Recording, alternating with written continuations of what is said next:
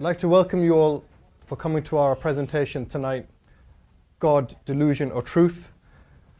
Tonight's program is introduced to you by Northumbria University Islamic Society in conjunction with IDC, Islamic Diversity Centre, and it is part of the Northumbria University's Diversity Week.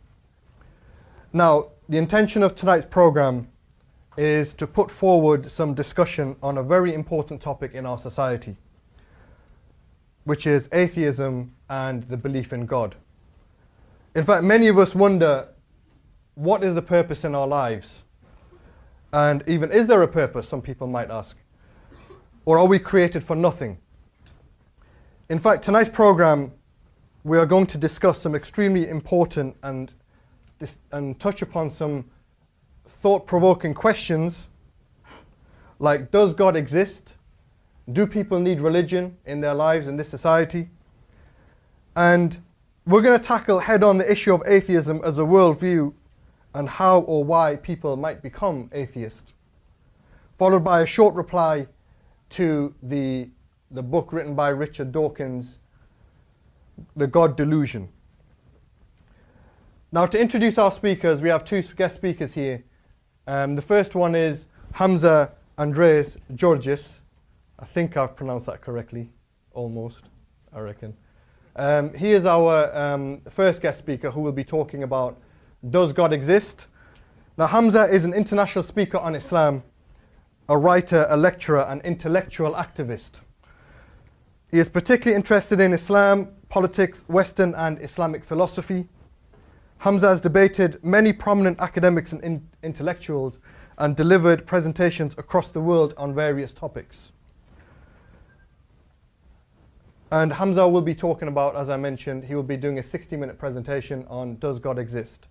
Our second guest speaker, Abdurrahim Green, who has been to Newcastle many times, a Muslim convert or revert from Catholicism, accepted Islam many years ago and is now a well-respected international speaker on Islam, teaching Islam to both Muslims and non-Muslims around the world. He is in fact the coordinator for, or the founder for, the organization IERA. And the lecture he will be presenting to you all for about 60 minutes is, do people need religion in our society? So without any further ado, I'm going to ask our guest speaker Hamza, to start his presentation, inshallah, and then we will ask Abdurrahim to follow then.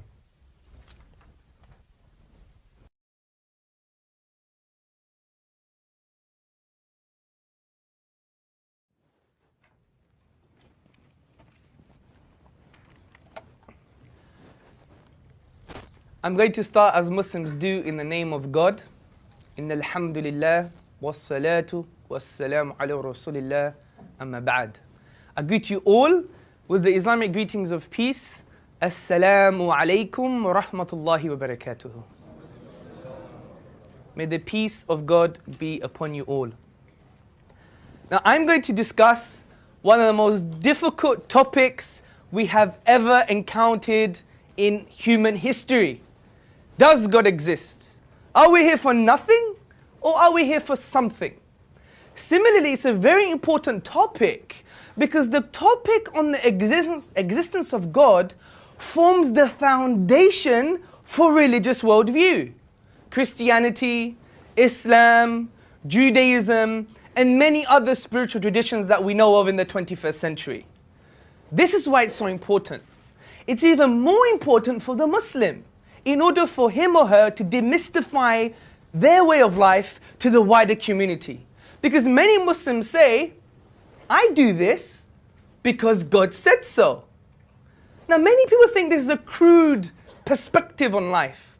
However, hopefully by the end of today, you will understand that this simple, profound reasoning is pegged on something very intelligent, very rational. Because God, if He does exist, is all-knowing, all-wise. Human beings are obviously not. Therefore, it's just more rational to follow what He says. Now, how do we approach the topic? I think we should approach the topic in a Quranic way. The Quran is the book of the Muslims. And what does it say? And I think it has some good advice, timeless advice for human beings. It tells us to think. The Quran is a book that's intrusive. It wants to go right inside the mind of the human being and right inside the soul and the inner psychological dispositions of humanity. How does one do this though? I come from a psychology background. I studied in London. And as a psychologist, what do? You ask people questions. How are you, sir? He seems very fine to me. The Quran does exactly the same thing. أَوَلَمْ يَتَفَكَّرُوا فِي أَنفُسِهِمْ. Do they not reflect within themselves? Asking profound questions. أَفَلَا يَنْظُرُونَ إِلَى الْإِبِلِ كَيْفَ هُلِقَتْ. Have you not seen the camel and how we created it?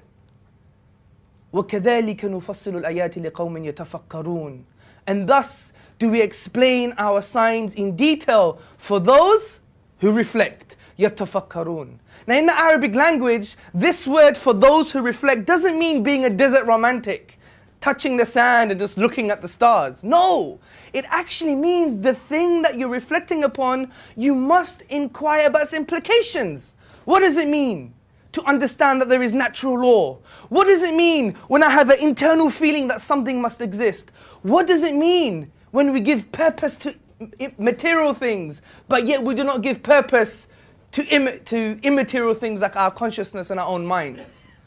So the Quran points the way to thinking and reflection, and the arguments for the existence of God are going to be based upon the Islamic Quranic view.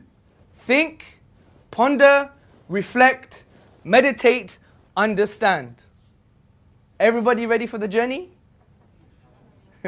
Okay, I'm going to use 4 arguments for the existence of God. The first one is that God makes sense of the origins of the universe. The second argument is going to be God makes sense of the order, the design, the fine-tuning of the universe to allow life to exist. The third argument is that God makes sense of morality, of objective morality in the universe. And the final argument is going to be that God makes sense of the miracle of the Quran. Okay, the first argument, God makes sense of the origin of the universe. Now, brothers, sisters, and friends, we have all asked the same questions. Where did the universe come from? Why does it exist rather than nothing? This is why the famous German polymath Wilhelm Leibniz, he wrote in his famous essay, the first question which should be rightly asked is this: why is there something rather than nothing? Now typically, atheists have said that the universe is eternal and uncaused. This is why the famous atheist philosopher David Hume, he said, how can anything that exists from eternity have a cause? Well, if we reflect upon this proposition, we will argue that it doesn't make sense. Because if the universe was eternal, that would mean our history is eternal, is infinite. But can we have an infinite number of anything? I would argue we can't for the following examples. Example number 1. Say in this room, we have an infinite number of people in this room. An infinite number. If I take 2 people away, how many people do we have left? Well, an infinite number. It doesn't really make sense. Example number 2. Say I have 100 balls in this room, and I continue to add another ball at each moment. Can I do this and make the number of balls an infinite amount? Of course not, because at every moment I could still be adding another ball. So these are the examples to show that the infinite doesn't really exist in the real world. And this is why the German mathematician David Hilbert, very famous, he said, the infinite is nowhere to be found in reality. It neither exists in nature nor provides a legitimate basis for rational thought. In other words, the thinking human being. The role that remains for the infinite to play is solely that of an idea. But brothers, sisters, and friends, events, history, are not just ideas, they're real things. So we cannot have a forever history, an infinite history. There must have been a beginning. This is why the leading cosmologists and philosophers of science, such as Ellis, Kirchner, and Stoger, they say, can there be an infinite set of really existing universes? We suggest that on the basis of well-known philosophical arguments, the answer is no. Now, this is philosophical babble, some people may say, or some kind of philosophical abstractions. What does science say about this? Well, I would argue this is also confirmed by science itself. According to physics, we know this thing called the Big Bang. Everyone heard of this? And I assure you it's not the thing that happens after too many curries. Now, according to the Big Bang, I got more laughs in America, by the way. It doesn't show how shallow the Americans are, of course, it doesn't. But you could infer what you wish. I came from America yesterday, so I thought it might work for you guys. Anyway, according to the Big Bang, all of matter, physicality, and energy and time were created at a single moment. According to the four prominent scientists, J. Richard, James E. Gunn, David N. Schramm, and Beatrice M. Tinley, they describe the event of the Big Bang as follows. The universe began from a state of infinite density, space and time were created in that event, and so was all the matter in the universe. Now, what does infinite density actually mean in the English language? It means nothing. This is why Cambridge astronomer Fred Hoyle, he states that the universe at a point in the time was shrunk down to nothing at all. So the Big Bang model requires us to believe that something was created out of nothing. But brothers, sisters, and friends, out of nothing, nothing comes. This is why Anthony Kenny, a professor at Oxford University, he says, a proponent of the Big Bang theory, at least if he is an atheist, must believe that the universe came out of nothing and out of nothing. But even the famous atheist David Hume, he says, I never asserted to absurd proposition as that anything might arise without a cause. And in similar light, the eminent physicist Sir Arthur Eddington, he also states, the beginning seems to present insuperable difficulties unless we agree to look on it as frankly supernatural. Now, what is the nature of this cause? We understand there must have been a cause, but we need to do something called conceptual analysis, some thinking to understand what this cause is. Now, I would argue this cause must be one. Something we need to think about very carefully, according to two aspects. The first aspect is according to the philosophical principle of Occam's razor. What's Occam's razor? It basically tells us, do not multiply entities beyond necessary. It makes no sense. Why have 2? Why have 3? Why have 999? It makes no sense. Well, the best and simplest explanation is the cause is one. Similarly, the cause must be one because if this cause has creating powers, then how can there be two creators? If there was two creators for a single universe, surely it must have been a slightly more disordered. So an ordered universe indicates there must have been a single designer, something we're going to discuss later. 2, this cause must be uncaused because we've discussed the absurdity of an infinite regress of causes. Because if you say, who caused the cause that caused the universe, then we could ask the same question. Who caused the cause that caused the cause that caused the universe? Then we could go again. Then who caused the cause that caused the cause that caused the cause that caused the cause that caused the universe? And then I'll be sounding like a rapper. Now the point is, if we have this kind of view on who caused the cause ad infinitum forever, then we would never have creation in the first place. So the reason that we have creation means there must have been an uncaused cause. 3, significantly, number 3, this cause must be immaterial, beyond creation. Because if you say this creator or cause is part of creation, then you're saying creation or the universe actually created itself, which doesn't make any sense. Similarly, this cause must be eternal, without beginning and without end. as non-eternal things, in other words, material and matter, are subject to decay. They decay. But since this cause is immaterial, it cannot be subject to decay, and therefore it must be eternal. That's why some traditions who say that God is part of the universe, or is part of matter, was a human being, or is an alien, or is something, it cannot be the case. Because things that are material are subject to decay, therefore they cannot be eternal, but it necessitates that this cause must be eternal. Now the fifth point, which is probably, in my opinion, the most awe-inspiring moment when you find this information out. This cause must be personal. It must have a personality. The reason being, how can an eternal cause from eternity bring into existence something that has a beginning like the universe? The only explanation, brothers, sisters and friends, is that it must have brought this universe into existence, must have chosen. And choice indicates having a will, and a will indicates having a personality. Also, if we think about immaterial things that we know to exist, such as the mind, we know minds have causal capabilities. Just lift your right hand, for example. You don't have right hands? There you go. So we could summarize the argument as follows. 1, whatever begins to exist has a cause. 2, the universe began to exist. 3, therefore the universe has a cause.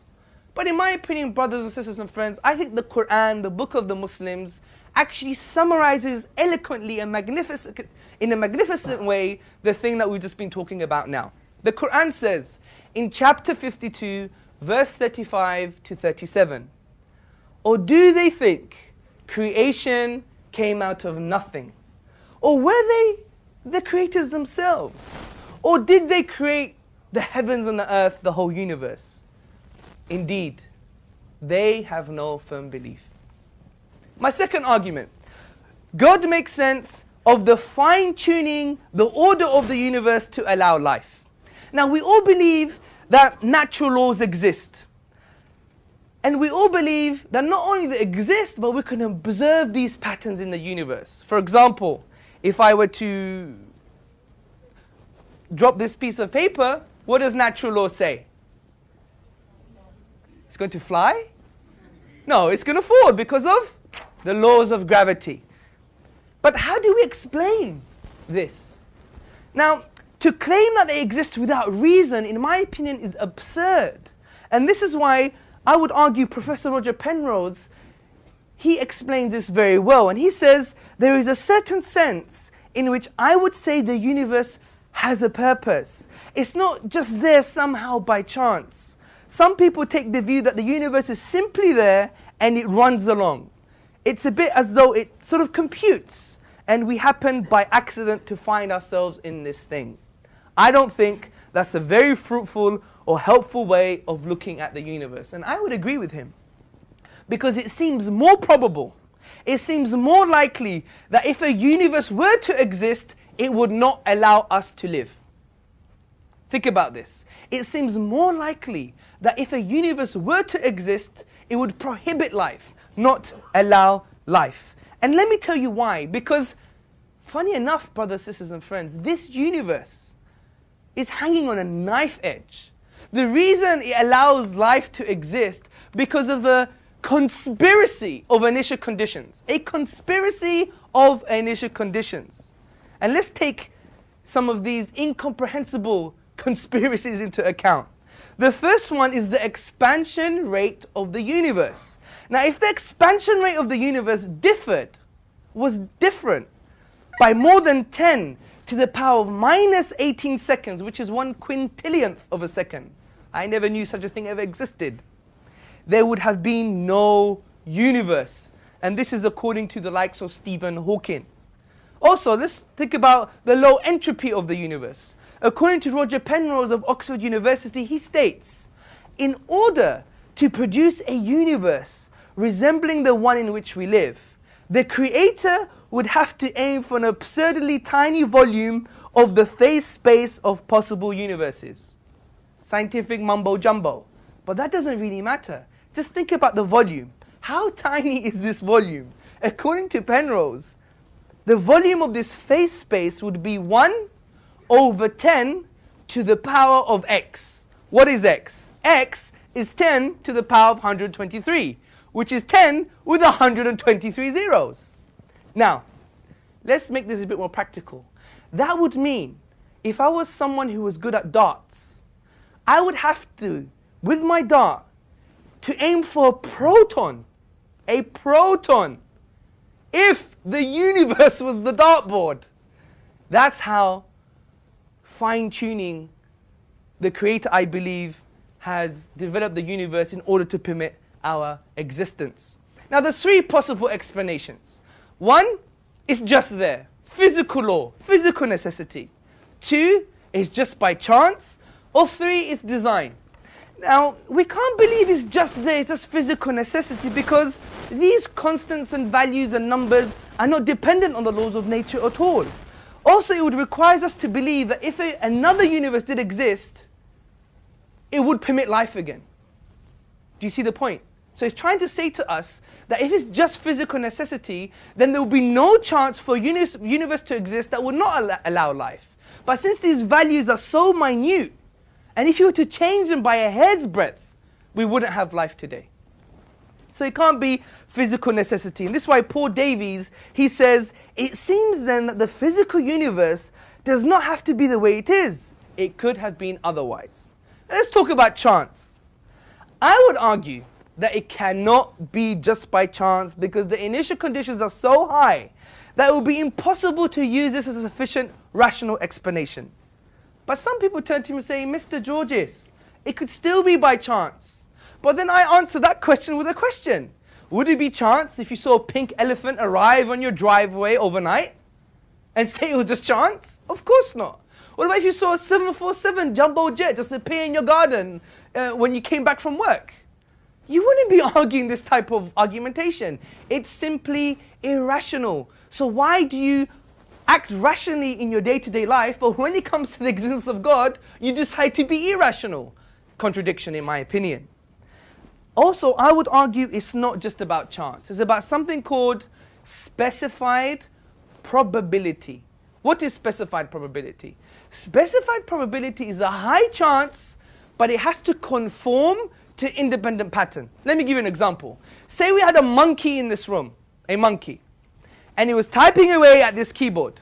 And overnight, you come back after your coffee, you come back and you see, O Romeo, where art thou, O Romeo? Deny thy father and deny thy name. A Shakespearean sonnet. Would you believe that it just happened out of chance? Surely you wouldn't. You may expect things like dog, cat, tree, the, end, fish, fool. Do you see? However, since it conforms to the independent pattern of the English grammar, you would say, someone's being fishy. Someone had a copy of the keys, they opened the door, and they sedated the monkey for a while, or gave him a banana to eat a few bananas, and typed this thing himself. So therefore, we have sufficient reasons to believe that the universe was indeed designed. Let's summarize the argument. 1. The fine-tuning of the universe is due to physical necessity, chance, or design. 2. It is not due to physical necessity or chance. 3. Therefore, it's due to design. Again, the Quran summarizes this for us. The Quran, the book of the Muslim. It says in chapter 2, verse 164, in the creation of the universe, and the alternation of the night and day, and the ships which sail the seas to people's benefit, and the water which God sends down from the sky, by which he brings to earth life when it was dead, and scatters about in it creatures of every kind, and the varying direction of the winds, and the clouds subservient between heaven and earth. These are signs indeed for people who use their intellect. My third argument, brothers, sisters, and friends, is that God makes sense of the existence of objective right and objective wrong. I would like a consensus, if possible. Who believes that genocide, killing innocent children is 100%, without question, beyond human experience, wrong. That's almost 99.999% of us. But the only way we can have this worldview, and think about this very carefully, the only way we can have this worldview if God exists. Now this doesn't mean people who don't believe in God do bad things, no. There's plenty of compassionate, good, well-meaning atheists, humanists or secularists. That is not the argument. The argument is the basis for our worldview. Can we even believe in such a thing as objective morality? And what we mean by objective is, for example, if the Nazis were to take us over and succeed in taking the whole world over and somehow brainwash everybody that it was okay to commit suicide, it would still be wrong. It's beyond human experience and human consensus. This is what we mean by objective. And since we all believed in this type of worldview, it necessitates God's existence, and I'm going to argue why. Because God, brothers, sisters and friends, is the only concept that goes beyond human subjectivity. The only concept. There's no other concept that goes beyond human subjectivity apart from the existence of God. So if you believe in something objective such as morality, it necessitates the existence of God. This is why one of the most influential atheists of our time, the late J.L. Mackie of Oxford University, he says, if there are objective values, he's questioning this, if there are objective values or morals or ethics, they make the existence of God more probable than it would be without them. Thus, we have a defensible argument from morality to the existence of God. Now someone may argue, but I don't want to believe in God, or I don't care about God. Then I would say to them, but if you do believe in objective morality, what is the foundations for your morals? And they would argue two things, and these are the only two possibilities. One, evolution. Two, social pressure. As Muslims and people of religion, I believe, are thinking human beings, let's interrogate this alternative. Let's take evolution as an example. What does evolution say about our morality? Or about anything, as a matter of fact? Evolution says that we're just accidental byproducts of a long evolutionary process. Our morality has evolved like our toenails and our teeth. And since our biology is ever changing according to this theory, therefore our morality will change too. This is why Michael Ruse, a philosopher of science, he points out, morality is just a biological adaptation no less than our hands, feet, and teeth. Considered as a rationally justifiable set of claims about an objective something, ethics, morals are illusory. I appreciate that when someone says to love thy neighbor as thyself, they think they're referring above and beyond themselves. Nevertheless, such reference is truly without foundation, if you just accept the biological view for morality. Also, someone may argue, but we're human beings, we're special. But this, I think, is a bit naughty, because if you do adopt the biological view, if you do adopt the evolutionist stance, there's nothing special about human beings. We're just biology. Conceptually, and this is very controversial and I have to apologize in advance and maybe after too, that according to the biologist worldview, a killing of innocent people in Iraq is not really murder. It's just a rearrangement of molecules. Think about this according to just the purist scientist perspective. And it's a very dangerous worldview in my opinion. Similarly, I would argue if there's something special about human beings, then you're advocating a form of speciesism, that you think your species is better than others, without justification, because you're just animals, and animals don't have a moral paradigm. When we see the lion ripping the neck of the deer and drinking its blood, do we say it's murder? No. We're just saying, wow, that looks nice on BBC. Do you see my point? Or we say it's just following its instincts. So biology or evolution cannot be an objective basis for our morality. So what's left? Social pressure, society, But this, I would argue, is even more dangerous, because how can the changing influential structures in a particular society over time make a foundation for our morality and thereby making it objective? It wouldn't. Because we can see 30 years ago, some things were not allowed or were allowed. 30 years later, some things are allowed and not allowed.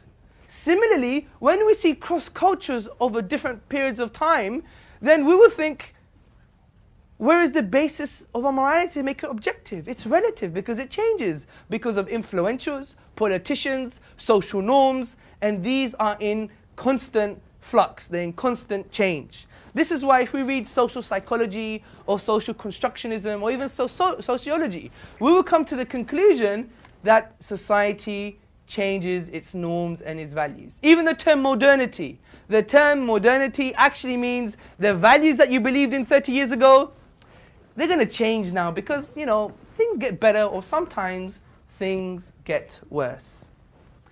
Significantly, brothers, sisters and friends, if we take social pressure as a basis for our morality, then we could never say that killing 6 million Jews in 1940 Germany is objectively wrong.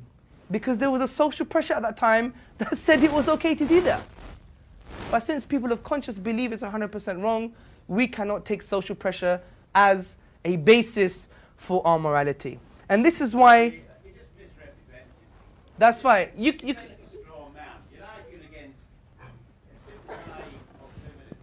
So you could have opportunity for question and answers. I don't want to stay that long. I've heard a fair amount, and I've heard it. Sir, honestly, I do beg you to stay. I'll tell you why. Because for dialogue and discussion, I'll answer any question, however repulsive it may sound to the Muslim audience. Thank you very much. But we've given you the opportunity, honestly, sir. Sorry, I've spent 50 years studying philosophy. It's skating over the surface. I was hoping for more, and I'm afraid. Well, why don't you educate us, sir? Why don't you educate us or enlighten us? We've given you this opportunity. Sorry, the way it's set up, you sit here for 2 hours and then might get a microphone. It's not the genuine... I guarantee you to have the microphone for half an hour. Thank you very much. But I think that's unfair. That's not right. Okay, I mean... It would be a pleasure for all of us to have you here. Thank you very much. I think...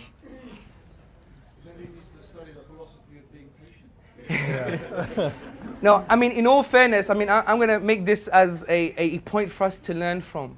If our communities, regardless Muslim or non-Muslim, atheist, non-atheist, whoever we are going to be acting like this, and I don't want to say it behind his back, but I think it's probably the worst path we can take.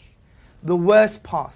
I mean, how many times is the Muslim community, people are pointing the fingers at them and saying, how can you react like this because of the Danish cartoons? Or you guys are barbaric and immoral.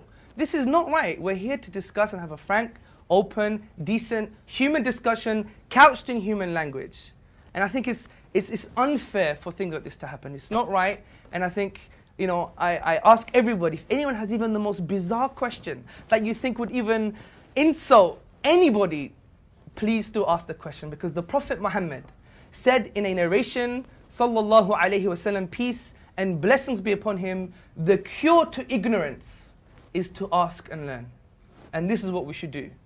Okay, this is why Richard Taylor, the eminent ethicist, he said, the modern age, more or less, repudiating the idea of a divine lawgiver, has nevertheless tried to retain the ideas of moral right and moral wrong without noticing that in casting God aside, they would have abolished the meaningfulness of right and wrong as well.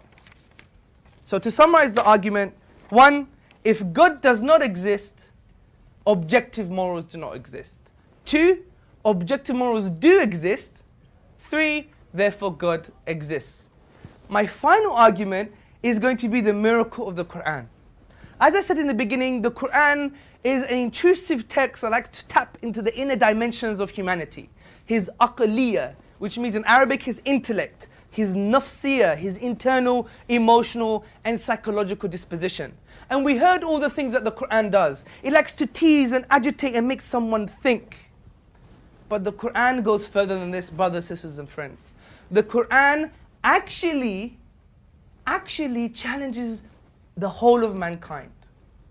In the 2nd chapter, verse 23, the Quran says, I'll say in Arabic then in English, وَإِن كُنْتُمْ فِي رَيْبٍ مِمَّا نَزَلْنَا عَلَىٰ عَبْدِنَا فَأْتُوا بِسُورَةٍ مِّن مِثْلِهِ وَادْعُوا شُهَدَاءَكُم مِّن دُونِ اللَّهِ إِن كُنْتُمْ صَادِقِينَ.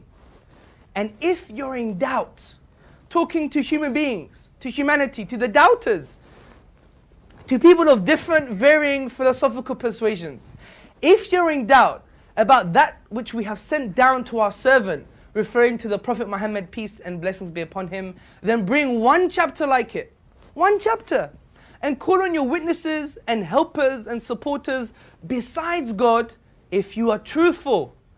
Now the mufassirun, which basically means the exegetes, those who explain the Quran for us, historically and in present time, such as Ibn Kathir, Jalalain and many other scholars, they have concluded that this challenge has something to do with the special nature, feature, style and structure of the Arabic language in the Quran itself.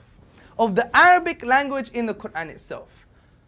And significantly, this came in a historical context, because it's well known from Eastern and Western scholarship that the people at time of revelation 1400 years ago, they were best at expressing themselves in the Arabic language. They were Arabic literateurs and linguists par excellence, which basically means the best. They were the David Beckhams of poetry. Well, David Beckham's not good anymore. Maybe someone else, yeah? You know, they were the Bruce Lee of martial arts at the time, or something, yeah? So they came and they were challenged, but they failed to challenge the Quran with regards to emulating, reproducing, copying, or imitating the style, feature, nature, structure of the Quranic text. This is why the eminent linguist at that time, and he wasn't a Muslim, Walid ibn al-Mughira, what does he say? He even swears by God. He says, by Allah, by God, I have never heard anything like this. I am the most best amongst you with regards to poetry and prose and linguistics. But this cannot come from any human being. Now, even today, we have the likes of Bruce Lawrence from Duke University in his book, The Quran, a Biography. He says, as tangible signs, Quranic verses are expressive of an inexhaustible truth. They signify meaning, layered within meaning, light upon light, miracle after miracle. Also, the famous Dutch Orientalist, Martin Zamet, he says the Quran is the most eminent written manifestation of the Arabic language. And we have many more. For example, Paul Casanova in 1909 at the College of France. What does he say? He says the Quran is superior with regards to cadence and rhyming and poetry. And we have others like Reverend R. Bosworth Smith in his book Muhammad and Mohammedanism. He says the Quran is a miracle of purity of style, of wisdom and of truth. It is one miracle claimed by Muhammad, and a miracle indeed it is. We go down the list of Eastern and Western scholarship, people who are best placed to even analyze the Quran with regards to its style, structure and other aspects of language, and they conclude that it is inimitable or it cannot come from a man. Now, this means that it must be a miracle. Now, what do miracles actually mean? In the medieval period, they had this discussion of if miracles can actually exist, because we had the whole post-enlightenment and the Renaissance and other aspects of Western scholarship, and they wanted to question aspects of Christian theology and Christian doctrine. They didn't want to believe in the Bible anymore, because at that time, historically, the Catholic Church, well, an interpretation of the Catholic Church used the coercive arm of the state to prevent thinking. That's why you have the likes of Hugo Grotius, Samuel Pufendorf, John Locke, and all these other thinkers that said, right, we need another view now. So one of the views were, for example, David Hume, he wanted to reject the concept of miracles, and he defined it as violations of natural law. But this is not the Islamic position, because I would argue it's irrational to claim that a miracle is a violation of natural law. Because what are natural laws? Natural laws are just generalizations of patterns we perceive in the universe. If something changes from that pattern, does it mean it's a miracle? No, maybe we didn't put our glasses on, or we went for a coffee, or we didn't scrutinize or think deeply about what that pattern really was. Or maybe we haven't waited long enough. Now, the Islamic concept of miracle is something a bit more coherent in my opinion. It is an act of impossibility. Something we cannot explain via nature. So when we exhaust nature, we don't find an explanation. Let me give you an example.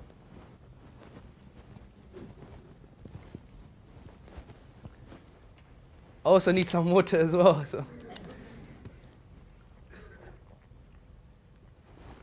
Okay, the example is, say I take this bottle and I remove carefully the lid and I put it back, I give it a good shake, and voila, we have Abdul Rahim Green. Now this would be slightly impossible. The reason it's impossible is because how can we, from the nature of the event, create Abdul Rahim Green? It's an act of impossibility. Even when we go to the nature and we're trying to exhaust all combinations, let's shake it this way, that way, or that way. Yeah? How do we do it? How? We can't even do it. So when we exhaust all possibilities, we cannot create Abdul Rahim Green. So it's an act of impossibility. Similarly with the Quran, when we go to the Arabic language, the finite 28 letters, the finite words, the finite grammatical rules, and we exhaust every single possibility, Bob's your uncle, you can't have the Quran. We cannot create the Quran. And this is why we say it's an act of impossibility, and therefore God makes sense of the miracle of the Quran. Now, brothers, sisters, and friends, how long do I have left? 15 minutes. 15 minutes. Excellent. I have 15 minutes. I think what's very important to understand as well is the concept of purpose. Think about this, the concept of purpose. Because even if you reject the idea of God, that you may not even be able to prove God's existence via morality, science, or any type of philosophy and method, I would argue that the most profound argument is the concept of purpose. Think about this. You are sitting on chairs, brothers, sisters, and friends. You are sitting on chairs, and these chairs have a purpose. What are their purpose? To sit on. But chairs are material. They don't function psychologically. They don't have cognitive powers. Chairs cannot think or feel, yet we attribute purpose to them. Similarly, do you know in a particular forest there is a moth? And this moth, its job is to drink the sap from the tree. And do you know there is another moth that its job is to sit underneath the backside of the first moth? And do you know what it does? It drinks the poo of the first moth. This is the BBC for you again. David Attenborough. But this is the reality, and that's its purpose. Because you know why? Because when the first moth eats, it poos straight away. And if it was to trick it down the tree, the ants could find it and eat the first moth. So the second moth, it is backup. It's security guard. It's insurance policy. You never knew anything about this moth 3 minutes ago. You wouldn't care if 5 million of these moths were to die. But yet we attribute purpose to such insignificant things. But to ourselves we want attribute purpose? Surely. This is why the Quran, when He says, Allah says in the Quran, أَيْنَ تَذْهَبُونَ? Where are you going? Where are you going? And it's important for us to think about these things. Another point to add, which I think is very amazing, is the concept of awareness. You are all aware that you're looking at a very interesting gentleman with a beard. Correct? Maybe not interesting, but a gentleman with a beard. You're aware of that fact. But significantly, you are aware of the fact that you are aware that you're looking at me. But awareness has no material basis. How can we say the self or consciousness or awareness comes from material? Because just like the famous physicist Schroeder, what did he say? He basically said that there's no difference between a lump of clay and the brain of an Einstein. The only difference is that the brain has awareness and consciousness, which cannot come from something material. But some may argue, well, material science does have a basis for consciousness and awareness. We can prove awareness and consciousness scientifically. It's just chemicals. But I would argue you can't. Because if you do, it would be like arguing in a circle. Because it's the fact that you're aware, and being aware, and the person who was aware actually discovered science. So to say now science discovers awareness, we'll be arguing in a circle and trying to bite your own tail. So the concept of awareness and the fact that we are alive is an amazing indication for the existence of God. Now, the big question comes into play. What did God say? We know that something exists. There's a knocking on the door. We don't know who it is. Did we expect anyone today? I don't know. So he has to tell us who this person is. And this leads to the next presentation by Abdul Rahim Green on religion and purpose and life and revelation. I like to end by saying anything that I've said that's offensive or wrong has come from my ego, and anything that I've said that's good has come from God himself, because we believe in Islam that we are just tools that God uses to manifest his mercy and his compassion. In other words, we are nothing, the message is everything. Alhamdulillahi Rabbil Alameen. Unquestionably, all praises are due to God. Thank you very much for listening.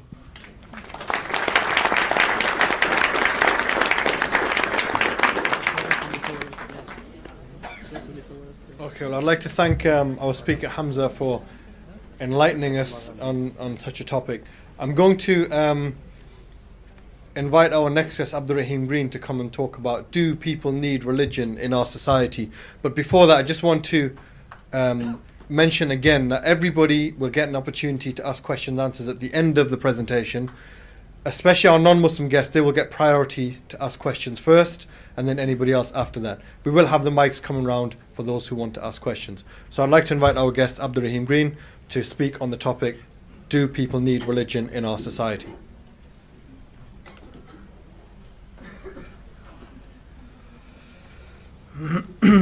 من الحمد لله نحمده ونستعينه ونستغفره ونعوذ بالله من شرور أنفسنا ومن سيئات أعمالنا من يهده الله فلا مضل له وما يضلل فلا هادي له وأشهد أن لا إله إلا الله وأشهد أن محمدا عبده ورسوله. I begin by praising Allah, God the Creator. We praise Him, we seek His help, and we ask for His forgiveness. And we take refuge with God from the evil of ourselves and from the evil consequence of our evil actions. Whomsoever God guides, no one can misguide, but whomsoever God leaves to go astray, no one can guide. And I indeed testify that there is nothing worthy of being worshipped except the one God, and that indeed Muhammad, may God's peace and blessings be upon him, is the messenger of God. Hamza finished his talk by knocking on the door, and that's where I'm going to begin my talk. I'm going to go back to that knocking on the door, and I'm going to ask you a question. Without opening that door over there, can anyone tell me what's behind that door? The one over there. Huh? Unless you know the, do you work here in the university? Yeah, exit and ventilation. Are you sure though? It's a guess. It's a guess, right? But you don't really know. There could be a big green hairy monster there, perhaps. Well, maybe not, you know. But actually, all I'm really trying to do is, although our intellect is hugely important, and both me and Hamza would argue vigorously that in order to understand God, in order to understand religion, we have to use our intellect. And there may be other ways, but we would probably both of us argue that the intellect is one of the most important tools that we have. But your intellect has a limit. And I was demonstrating there the limit of your intellect. When it comes to something that is unseen, when it comes to the unseen, all you can do in reality is guess. You could take an educated guess. But I want to up the ante a bit here. And I want to propose to you something that I'd like you to think about. Imagine that you really need to know what is behind that door. In fact, let me suggest to you as a thought experiment for this evening that knowing what is behind that door is absolutely essential to your survival. Knowing what is behind that door is essential to your survival. And you have a limited amount of time in order to decide what is behind that door. You can't open the door. You're not allowed to open the door, but you have to come to a decision. If your decision is not right, it is going to affect your life in a most horrific way that you possibly can't even truly comprehend. That's my thought experiment.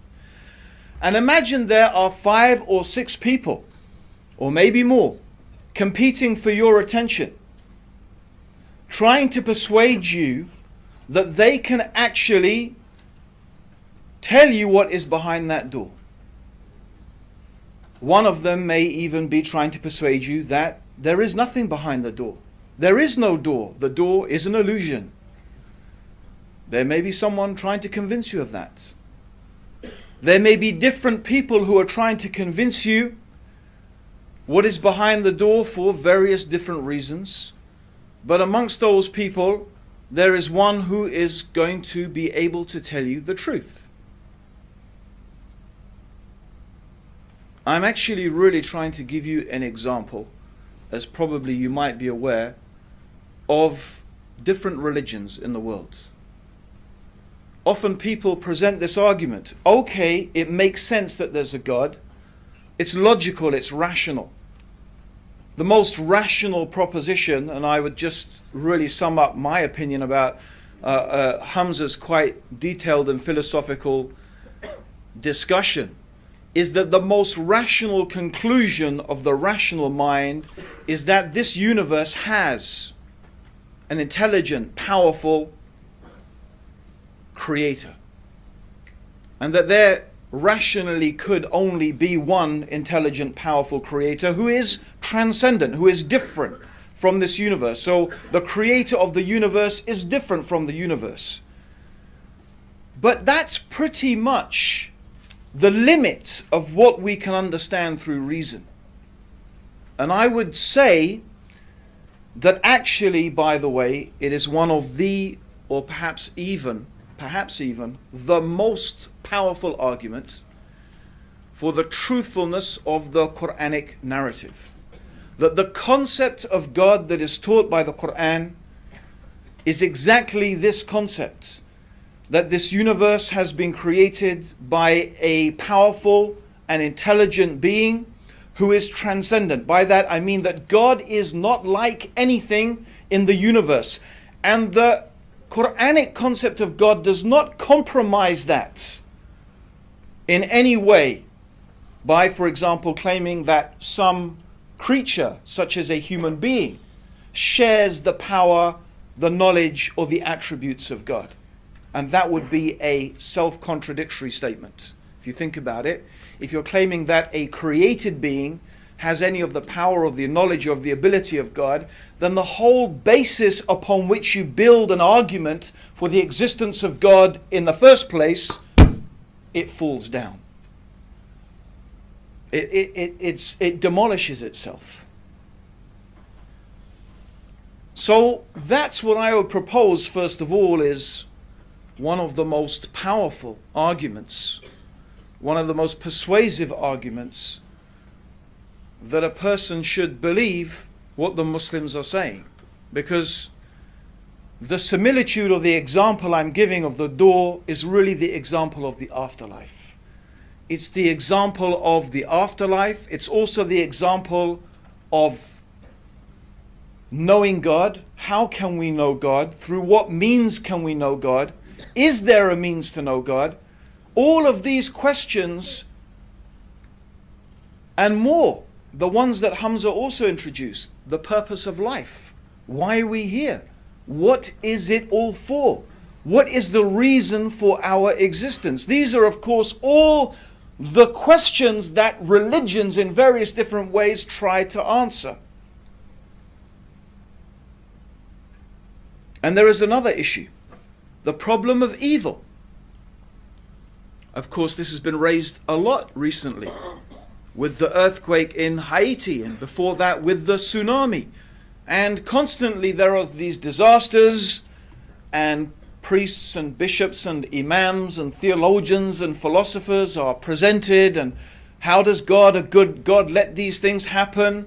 And of course there are certain atheists, well-known atheists, who imagine that this is a very powerful argument, a very persuasive argument, that God does not exist.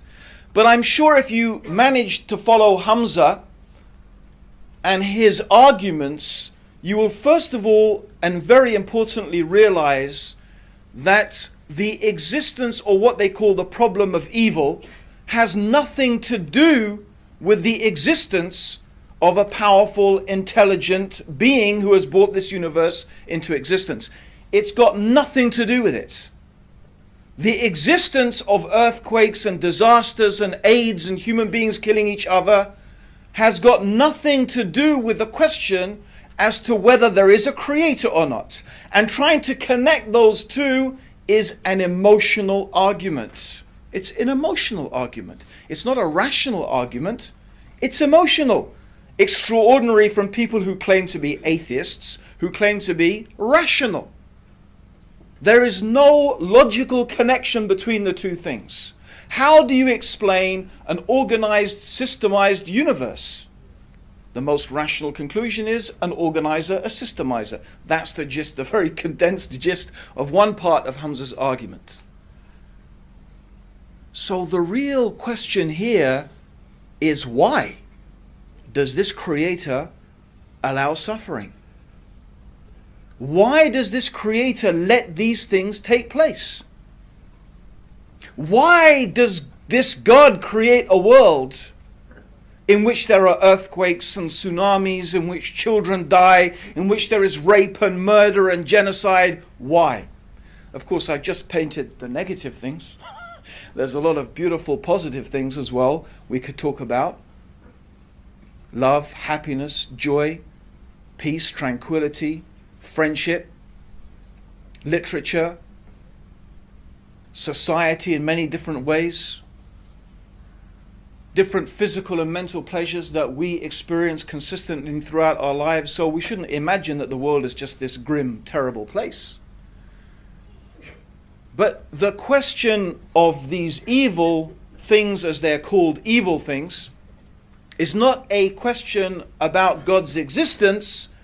It's a question of why. Why does the Creator let these things happen? Now again, how can we know the answer? How can we know the answer? From where can we know the answer? Philosophy here really lets us down. And all ultimately we have is conjecture. And in Arabic it's called dhann, conjecture. Well, maybe this. Maybe it's an exit. Well, it looks like an exit. It's got exit written. And obviously there are some good guesses we can take. But how do we achieve certainty? This is the question. How do we achieve certainty? From where can we get certainty? How can we be sure? Well, I would propose that the only way you can truly be sure, the only way you can truly be certain as to what is the purpose of your life, what is the reason for your existence, is when the one who gave you life and the one who gave you existence tells you.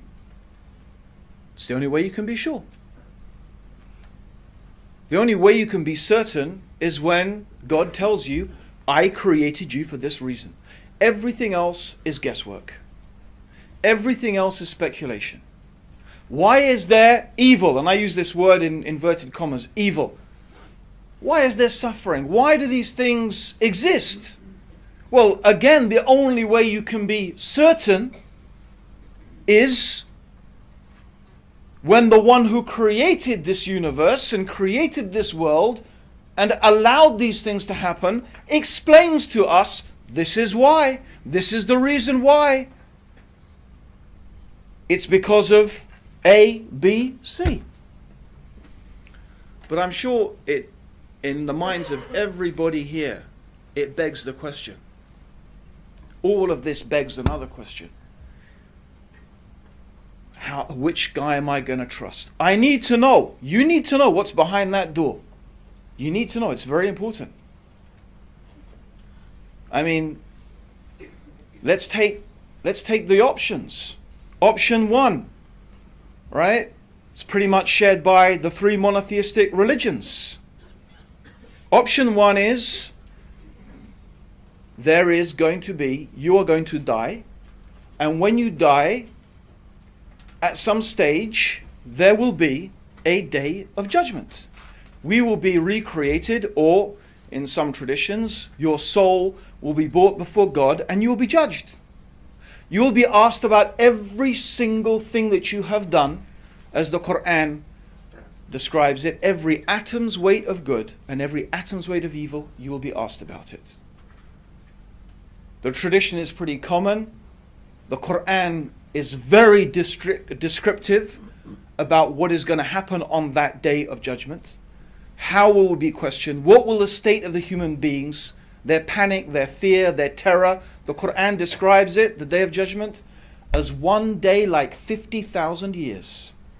One day like 50,000 years. Just the day of judgment makes your entire earthly existence seem like a moment of a day. That's just the day of judgment. What is to follow is even more terrifying. There is the alternative of eternal bliss in paradise or eternal torment in hellfire. Now, I told you what is behind the door is pretty important. And you've got a limited time to find out. The other alternative, of course, is suggested that you will be reincarnated. It may seem less compelling, but it's still pretty serious. I mean, I don't think I would like to be reincarnated as a cockroach or a rat or a donkey. I don't know, it depends where I was, a cockroach or a rat or a donkey, I suppose. I mean, if I was a dog in my mum's house, I might be quite happy. Okay, but still, I don't think so. But seriously, even if you believe in reincarnation, well, how do you know? How do we know? But it's a possibility that's being suggested, or is there nothing? Do you just dissipate as energy into the universe? How do you know? You've got different people making competing claims.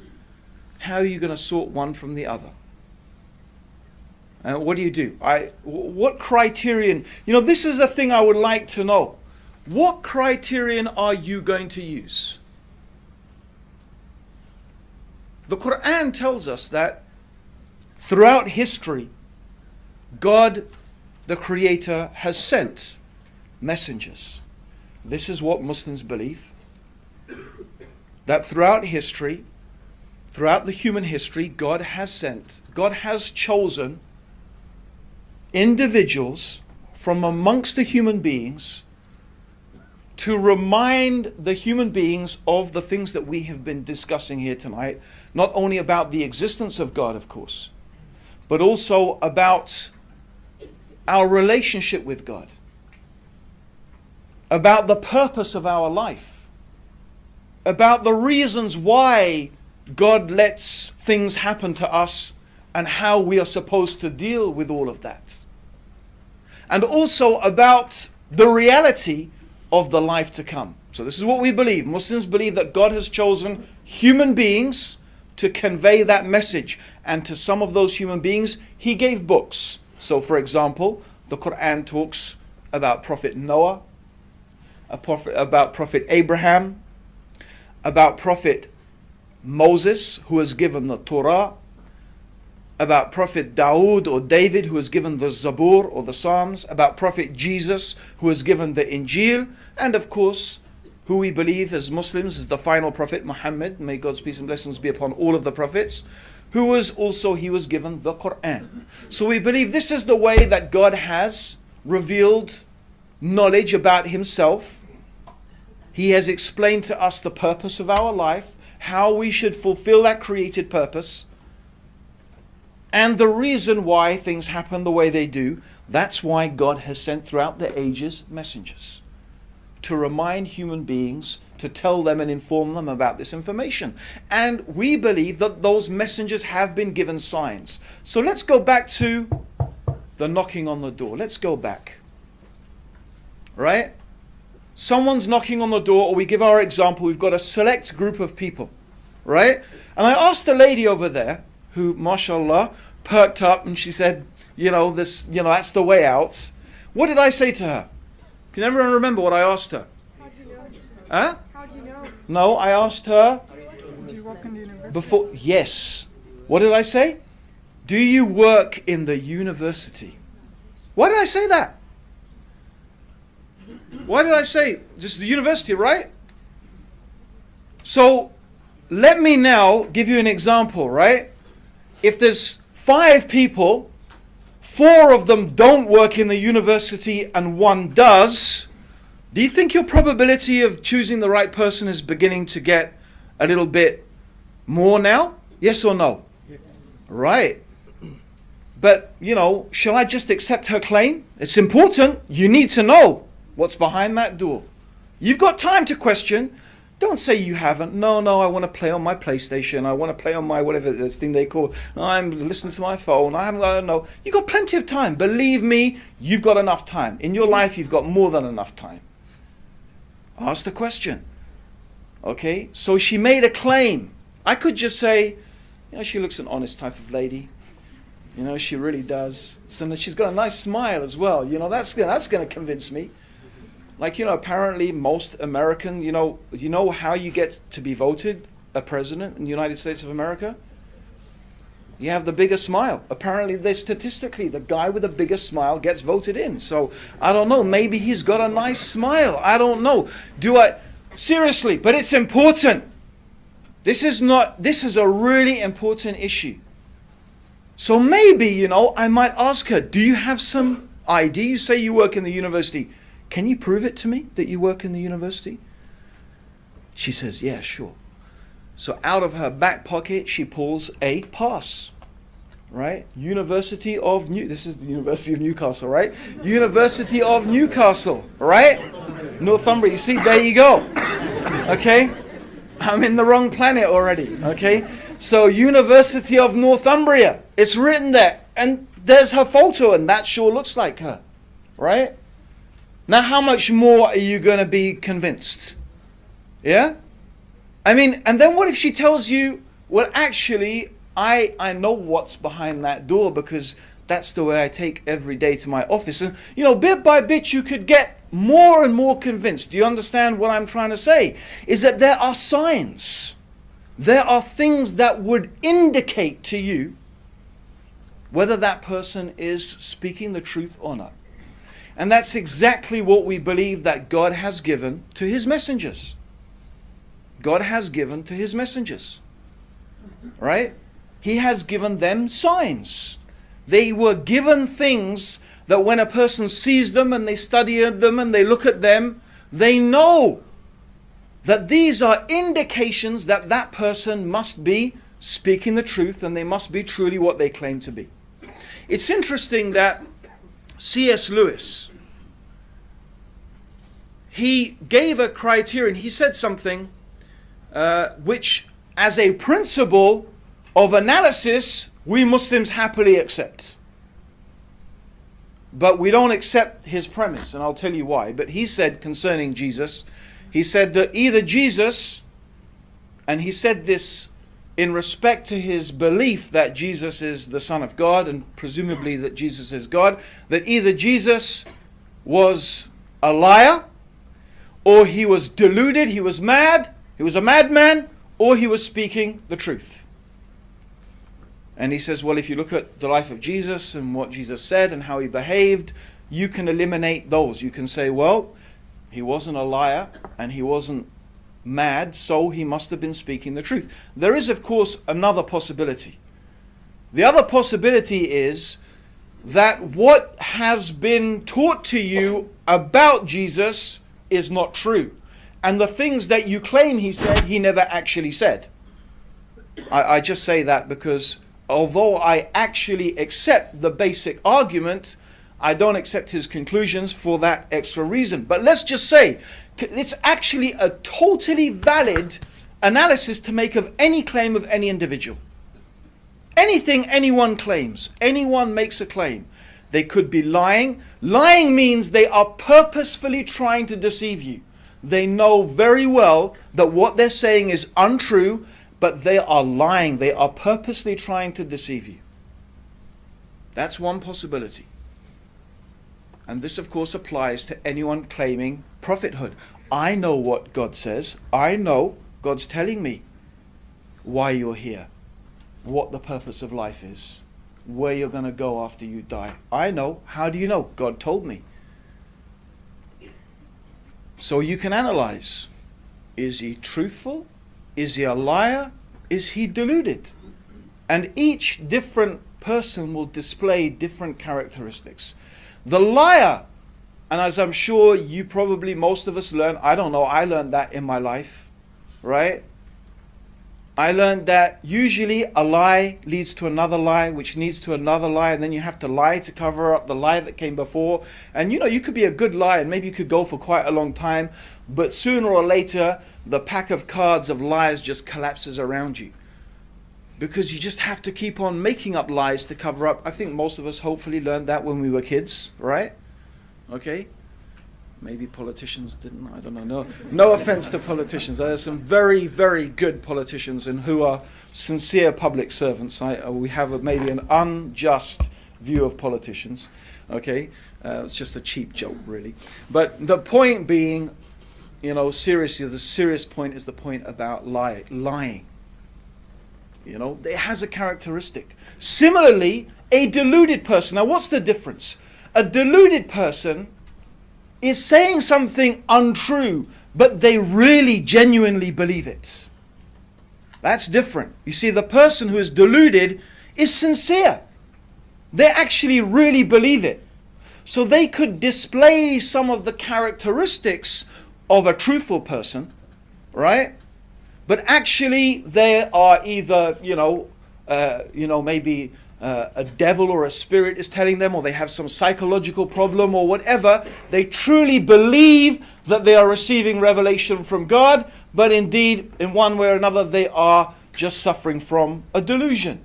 And I'm sure you can understand, therefore, that the characteristic of that person is very different from the liar. Very different. But there are still ways that you can identify that. The third option, as long as we agree that what we are hearing and observing about this person is accurate, then the third and only third option is that that person is speaking the truth. Now it's very interesting, because if we can apply this criterion to any man who comes along and claims that he is receiving revelation from God, that he is a prophet, maybe we can begin to make a type of decision. Because hopefully we would agree that, let's go back to our people. You have to know what's behind the door, right? What process are you going to use? And I often ask people this. If someone comes knocking on your door, right, and says, I've come to read the gas meter, I don't know here about in Newcastle, right? But I mean, in London, we live in an almost, I feel we live in an almost permanent state of fear. I really do. I haven't been outside to my garden for, I don't know, quite a few days, because it's been pretty cold and I was away, and, I was on a trip abroad, and I came back, and sure enough, what did I find? Someone had, actually crowbarred open the door of my garage and been rummaging around in the garage. It's my kids are terrified. My kids, but I didn't even tell them, because they live in fear. Which is what we could come to about, does our society need religion? I think Hamza introduced that subject very nicely with the problem of, how do we know what's right and wrong and good and evil? What's our morality based upon? If we don't have religion, do we even have morality? Isn't it morality therefore just a social construct? It just changes from hour to hour, minute to minute. And if it changes from hour to hour, minute to minute, do we even have really morality? No, that's his argument, and I agree with it. We don't. It's illusionary. You need, and this is why I'm going, you need this certainty.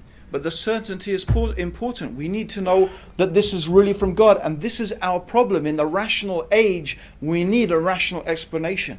We need a religion that not only teaches us morality, but we can have rational reasons to believe that that religion truly is from God. And I would invite you to make that examination not based, by the way, on morality.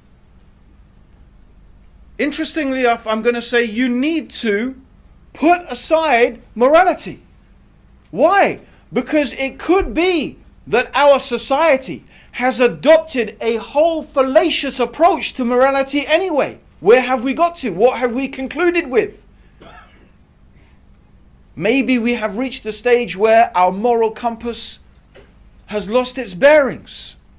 You may say, well, Islam is immoral because of what? Because of, and then you make some pointers. You come up with all maybe the misconceptions, and maybe those things are even true. You say, well, Islam this, and Islam says that, and Islam allows this, and Islam allows that. But your judgment is based upon what? Your judgment is based upon what? Your culture. Your present state of morality. Interestingly enough, by the way, back in the days when, well, you could, I don't know, maybe there are some of us here who would say back in the days when Britain was great and we had an empire, and there'd be other people who were saying, what are you talking about, great British Empire?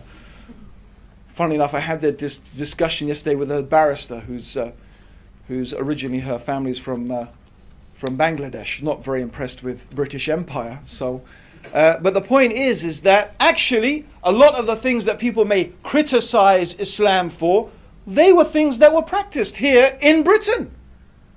It's interesting when this whole thing comes along, Muslims don't agree with British values. What British values? I think we'd probably find that Muslims have more in common with, say, Victorian values than maybe modern values, but was Victorian times less British? Was that part of Britishness? I don't know. I mean, you tell me, what's that mean? Interestingly enough, I remember a particular right-wing Dutch MP. I had a vigorous email exchange with him, and this was about the issue of, interestingly enough, coming up again in France, of Muslim women covering themselves and wearing the hijab.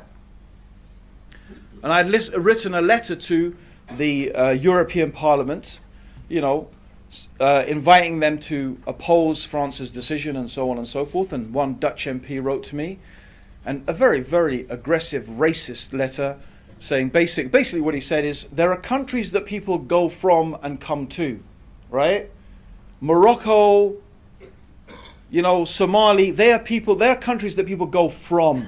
They run away from those countries and they come to places like Britain and the Netherlands. Yeah. So basically, what he's saying is, if you want to come to our country, you behave the way that we tell you to behave, more or less. Yeah.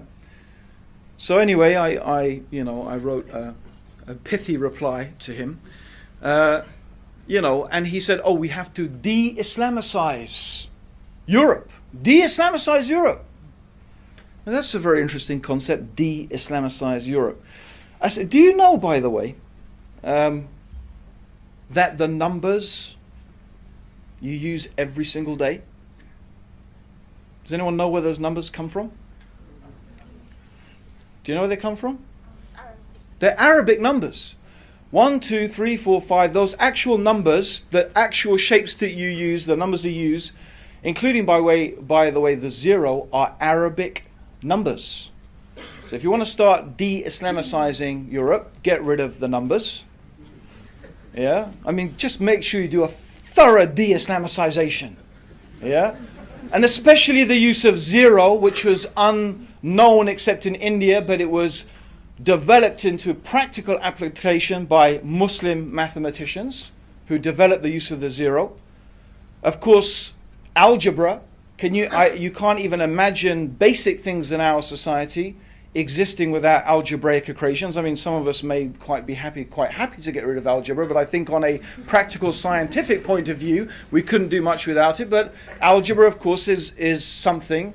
The word itself is Arabic, al-jabra, from Kitab al-Jabra, which was written by a famous Muslim mathematician who developed the whole system of algebra, by the way, in order to calculate the zakat. So I won't go into the whole thing. I mean, what do you mean de-Islamicize? So, I mean, my point is morality. If you're going to use the position of morality, that's not a good position to take. No, we have to go back. We have to look at the basics. And I'm asking you now to make an analysis, to look at the Prophet Muhammad. May God's peace and blessings be upon him. In the light of these three things, just these three things, was he truthful? Was he deluded? Or was he a liar? You could do that by reading his life, but it's very interesting, and since I don't have time, obviously, to discuss many aspects of this, I would just like to propose to you two things, just two things I want. First of all, it's very interesting that, of course, there is a long history of polemic against Islam. There is a long history, started with Saint John, I probably wouldn't like to call him a saint actually, but John of Damascus, who wrote the first polemical work against Islam. And he said some pretty absurd things, including claiming that the Prophet Muhammad died by being attacked by a group of pigs. That's what he actually claimed in his writings. And he pretty much set the standard for quite a few Christian writers after his time, making pretty absurd accusations. And of course, his claim is that Muhammad was a liar. Why did he say this? And why, by the way, almost entirely, and I wouldn't say everyone, the Reverend Boswell, for example, is an exception, and there are others who take a different view today. But I mean, historically, probably up until 100 and 150 years ago, almost without exception, most Christian writers accused the Prophet Muhammad of being a liar. The reason they did that is very simple.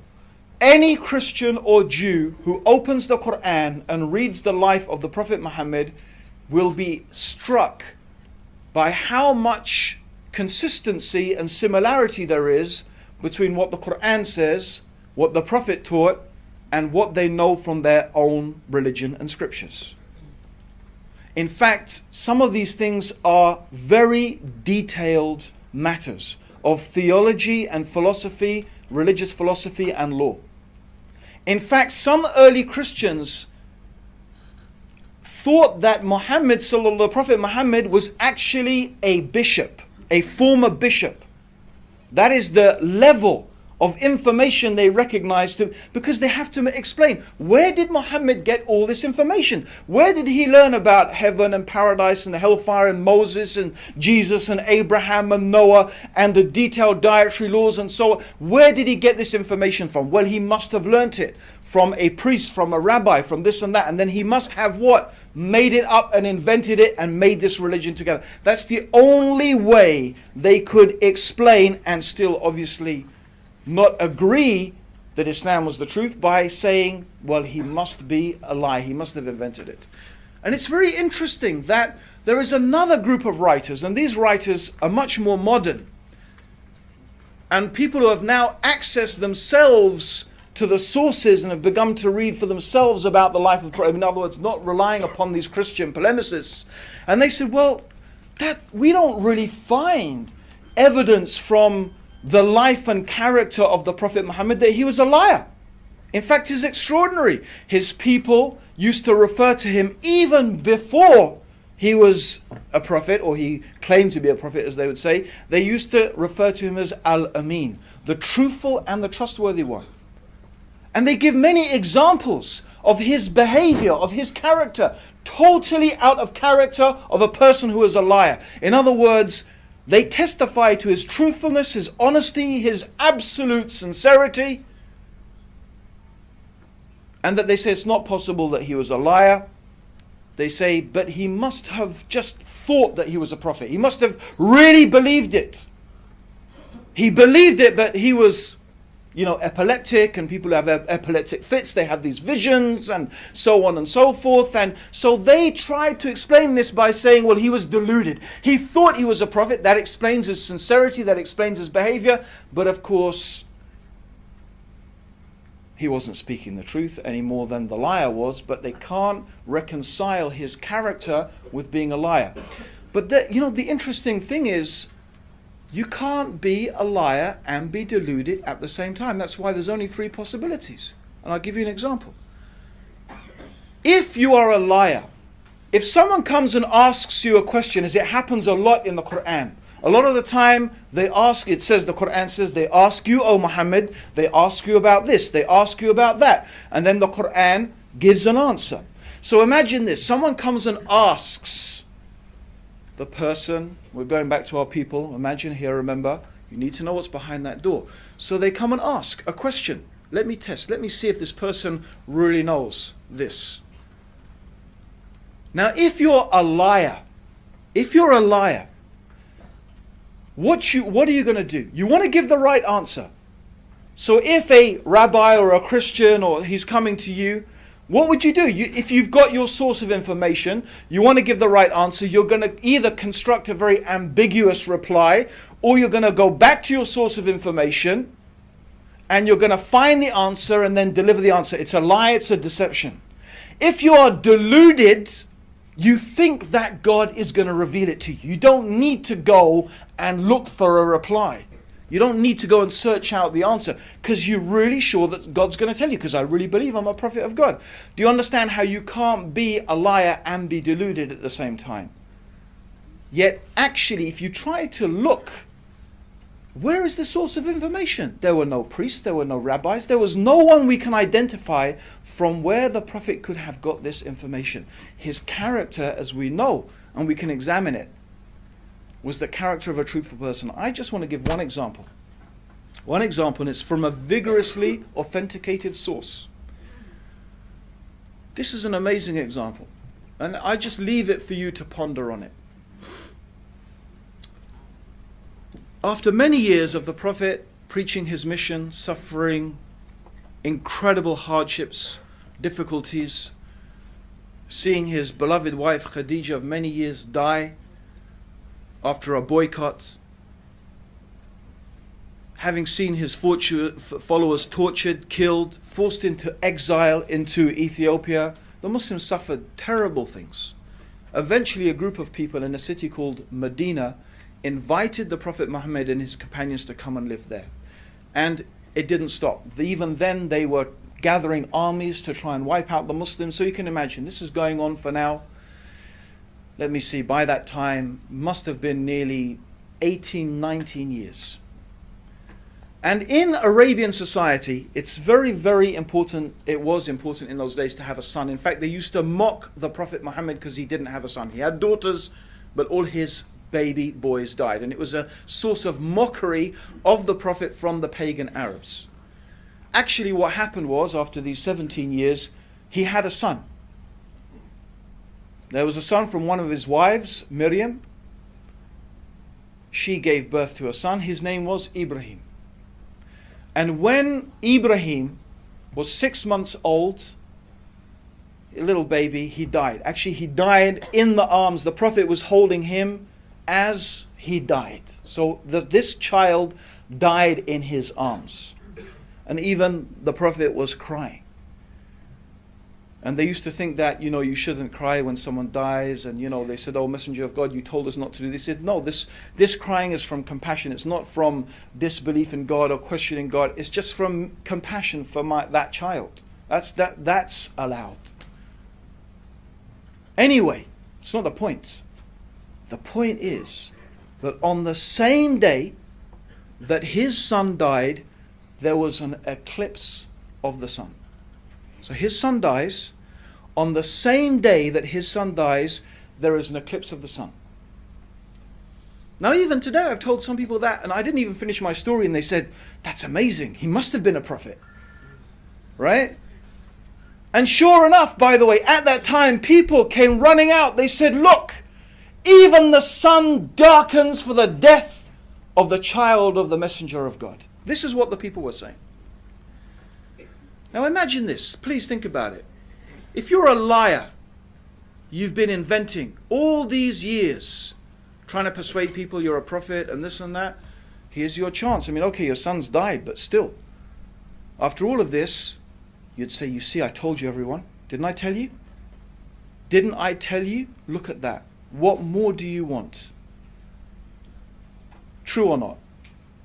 Wouldn't a con man, a liar, wouldn't he take an opportunity like that? No doubt. And imagine if you were deluded. You're just a madman. You're just thinking and imagining the same thing. You'd say, yes, it's a sign from God. You see, I told you, I'm a prophet. God's sign. But actually, The Prophet Muhammad did not do that at all. In fact, when he heard the people, he called them. He called them, the big announcement. You know what he said? He said, this is the sun and this is the moon. And they are just two of the creations of God. And they don't eclipse for the birth or the death of any man. So when you see this, pray to your Lord. And then he taught them a special prayer to make when there is an eclipse. Is this how a liar would behave? Is this how a deluded person would behave? Or is this the words of a truthful man? I can only ask you, please, to think carefully. There are many people making many claims and being able to claim to tell you what is behind the door. I am absolutely convinced, as Hamza has introduced, and as I'm sure that I truly believe many of you here today would agree, that the loss of religion, the loss of an absolute anchor of morality in our society has set us astray as a society and is a large contributing factor to the increasing chaos that we find in the world around us. I have no doubt in my mind that society, Western society, the world as a whole, actually needs religion more now than it ever did.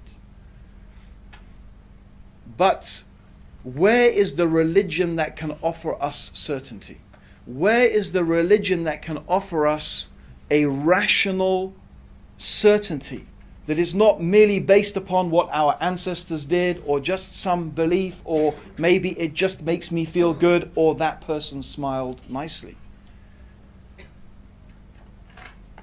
Certainly I believe that all of us have a duty, as Hamza has mentioned the verses of the Quran, to think deeply about these issues, to think very deeply about these issues. Of course, all we, both of us, have been able to do is a little introduction to all of you on a vast topic. It is our happiness and joy to be able just to stand here in front of you and share some of our thoughts, our understanding, our feeling. It, of course, is totally up to you and your own conscience, how you deal with it, what sense you make of it or not. As the Quran says, La ikraha fid din. There's no compulsion in religion. No one should be forcing anyone what to believe or what not to believe. But I do believe that having a discussion is important, that at least if you could understand, even if you could understand, that Muslims do have a rational basis for believing what they believe, for behaving the way that they do. It's not based upon some mere, irrational emotion. That there are some, and I believe, of course, compelling reasons to believe that not only does society need religion, that Islam is something that can contribute hugely to the well-being of society. And I do look forward to that, and may God bless all of you for coming here tonight. May God guide you, and God may guide me also closer to the truth. May His peace and blessings be upon all of you. Assalamu alaikum wa rahmatullahi.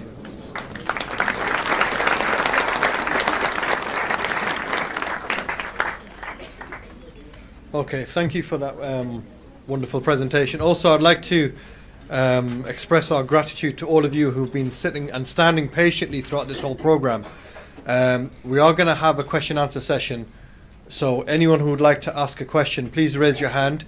We have Sister Ruxana there with the mic on this side, and Brother Suhail on this side with the microphone on this side.